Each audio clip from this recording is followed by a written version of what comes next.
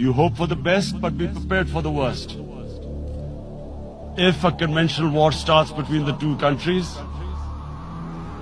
Mr. President, if a conventional war starts, and anything could happen, but supposing a country 7 times smaller than its neighbor is faced with the choice, either you surrender or you fight for your freedom till death, what will we do?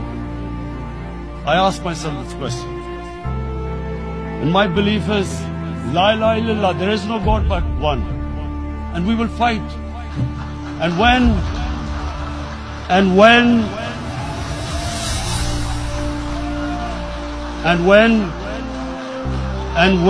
a nuclear armed country fights to the end, it will have consequences far beyond the borders. It will have consequences for the world, which is why I repeat I'm here. Because I'm warning you, it's not a threat. It's a fair worry that where are we headed?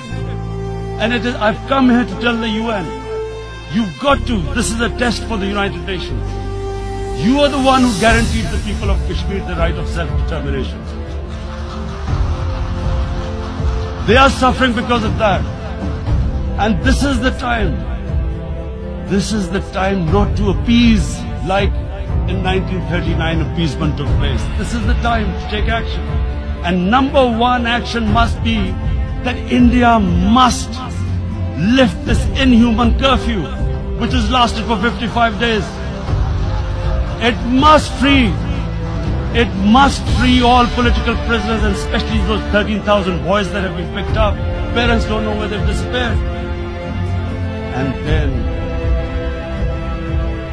the world community must give the people of Kashmir the right of self-determination. Thank you. In nom